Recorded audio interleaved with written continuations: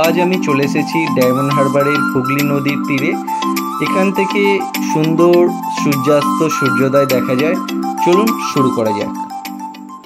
Viewers, এখন আমি চলে এসেছি ডায়মন্ড হারবারের জেটির সংলগ্ন কেল্লার মাঠ। কলকাতার কাছাকাছি একটি অফবিট ডেস্টিনেশন।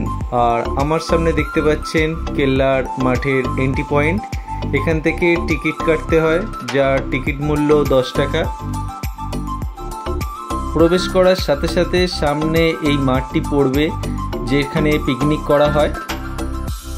এটি আসলে খুব দারুণ একটি পিকনিক স্পট বলতে পারেন।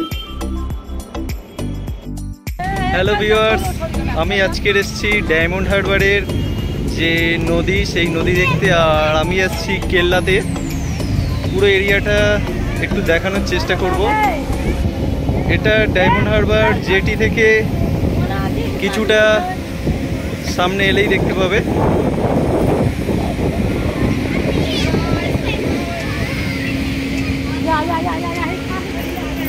এখানে একটা পার্ক মতন আছে, আর যার প্রবেশ মূল্য 10 টাকা। কেল্লার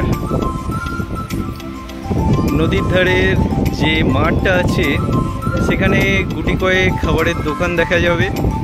আর এখানে বাচ্চাদের চড়ার দোলনা আছে। এটাই হলো কেল্লার পার্ক, যেটা ডায়মন্ড হারবারে অবস্থান করছে।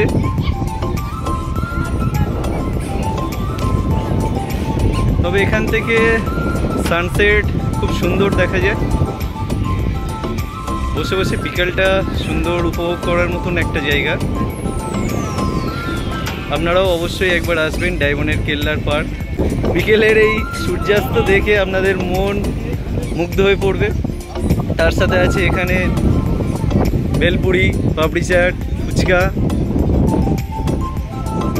আইসক্রিমের দোকান, এই সব। এই এরিয়াটা থেকে এখন কাজ চলছে। কেল্লার মাঠে এই যে বাচ্চাদের চড়ার গাড়িগুলো আছে দেখতে পাচ্ছ, এগুলো 6 পাক করে ঘোরায়, 50 টাকা করে টিকিট। কেল্লার মাঠে এলে এরকম লেবুর জল খেতে পারবে, সোডা ওয়াটার, পাপড়ি চাট, আর বাচ্চাদের রিমোট কন্ট্রোল চড়ার গাড়ি। এই ব্রেক মেরেছে।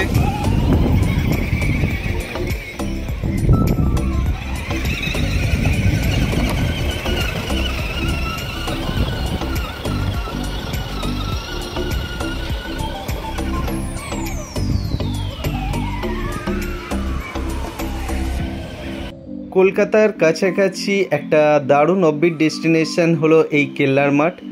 চলুন জেনে নেওয়া যাক কীভাবে পৌঁছবো।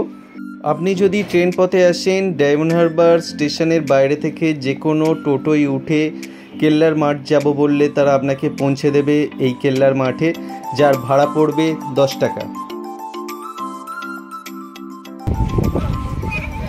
এখানেই শেষ করছি আমার মিনি ব্লগ ডায়মন্ড হারবার কেল্লা।